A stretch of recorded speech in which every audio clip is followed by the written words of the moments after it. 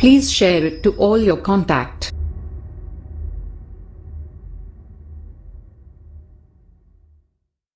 بسم اللہ الرحمن الرحیم۔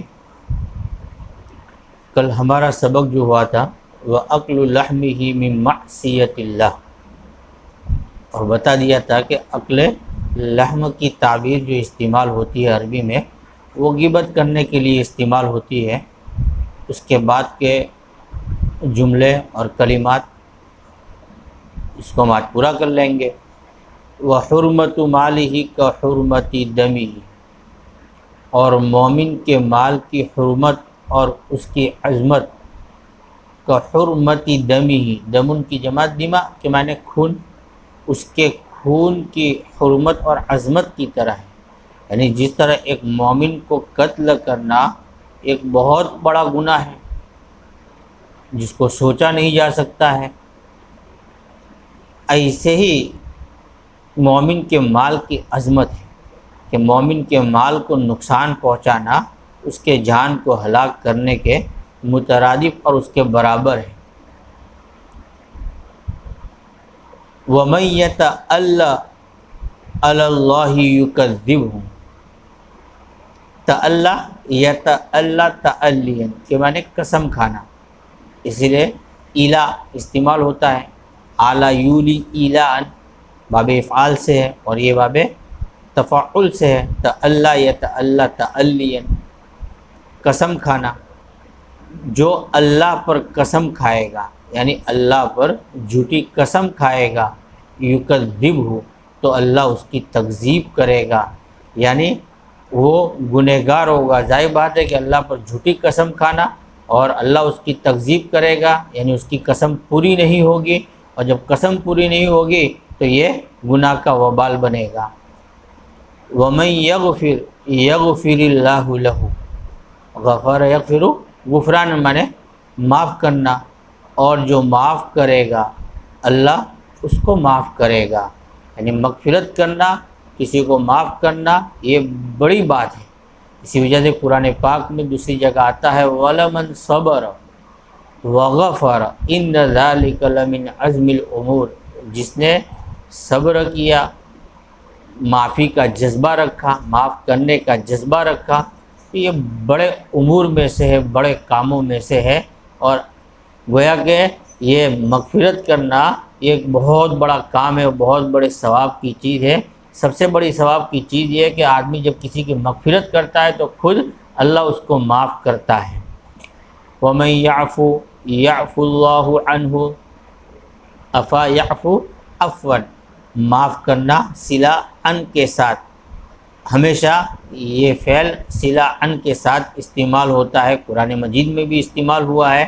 فَاعْفُ عَنْهُمْ وَقُلْ سَلَام، تو جو معاف کرے گا اللہ اس کو معاف کرے گا، یعنی انسان کے اندر معافی کا جذبہ ہونا چاہیے۔ وَمَن يَكْذِبِ الْغَيْظَ يَأْجِرْهُ اللَّهُ، کظم یکظم کظمن کے معنی آتے کسی چیز کو دبانا، اور غاز یغیظ غیظن کے معنی غصہ ہونا، تو جو غصے کو دبائے گا، جس کا ہم ترجمہ کرتے ہیں جو غصے کو پی جائے گا، اللہ اس کو اجر دے گا۔ اور گویا کہ اس کا تذکرہ بھی قرآن مجید میں ہے دوسری جگہ پر، وَالْقَاظِمِينَ الْغَيْظَ وَالْعَافِينَ عَنِ النَّاسِ وَاللَّهُ يُحِبُّ الْمُحْسِنِينَ، تو گویا کہ جو غصے کو پی جاتے ہیں، غصے کو دبا جاتے ہیں، کسی کو معاف کر دیتے ہیں، تو یہ اللہ کے محبوب بندے ہیں اور یہ بہترین عمل ہے۔ وَمَن يَصْبِرْ عَلَى الرَّزِيَّةِ يُعَوِّضْهُ اللَّهُ، رضیتن کی جمع رضایا کے معنی مصیبت، رضیتن کے معنی در حقیقت آتے ہیں رضا یرضع رضعن کے معنی کم کرنا، اور ظاہر بات ہے کہ کوئی بھی مصیبت انسان کو لاحق ہوتی ہے تو انسان کو نقصان پہنچاتی ہے۔ انسان اس کو یہ سمجھتا ہے کہ حالانکہ کوئی بھی مصیبت ہوتی ہے وہ بھی انسان کے لیے نعمت ہی ہوتی ہے، بندہ اس کی مصلحت کو سمجھ نہیں پاتا ہے، لیکن بظاہر اس کو وہ مصیبت سمجھتا ہے اور اپنے حق میں کسی نقصان کو محسوس کرتا ہے، اسی لیے رضیت مصیبت سے اس کو تعبیر کیا گیا۔ جو مصیبت پر صبر کرے گا تو اللہ اس کو عوض دے گا، اللہ اس کو بدلہ دے گا، وَمَن يَتَّبِعِ السُّمْعَةَ يُسَمِّعِ اللَّهُ بِهِ، سمعتن شہرت کو کہتے ہیں، اور جو شہرت کی پیروی کرے گا، شہرت کو طلب کرے گا، جو اپنا مقصد شہرت بنائے گا تو اللہ اس کو ذلیل اور رسوا کرے گا۔ انسان یہ چاہتا ہے کہ شہرت کے ذریعے سے میرا مقام بلند ہوگا، لیکن مقام بلند نہیں ہوتا ہے، بلکہ اس کی تقدیر میں ذلت لکھی جائے گی۔ وَمَن يَصْبِرْ يُضْعِفِ اللَّهُ لَهُ، اضعف یضعف اضعافاً کہ میں نے دو چند کرنا، دو گنا کرنا، ڈبل کرنا، یہ عربی کے متضاد لفظ میں سے ہے۔ ضعفن کے معنی آتے ہیں کمزوری کو کہتے ہیں، اور ضعفن کے معنی آتے ہیں ڈبل کو، تو گویا کہ یہ متضاد معنی ہوا۔ اور یہ عربی زبان کی خاصیت ہے کہ دنیا کی ایک واحد زبان ہے جس پر صرف اعراب آتے ہیں۔ بہت سی خصوصیات ہے عربی زبان کی، ایک خصوصیت اس کے اعراب کی، اور جہاں اعراب بدلتا ہے تو اس کا معنی بھی بدل جاتا ہے۔ ایسے بہت سے عربی میں الفاظ آتے ہیں، تو اس میں سے ایک لفظ یہ ہے۔ ضعفن کے معنی کمزوری، اور ضعفن کے معنی دو گنا۔ اسی طرح قسطن کے معنی انصاف، اور قسط کے معنی ظلم کرنا، تو گویا کہ بالکل متضاد معنی ہو گیا۔ تو جو صبر کرے گا تو اللہ اس کو دو گنا دے گا، اللہ اس کو ڈبل دے گا۔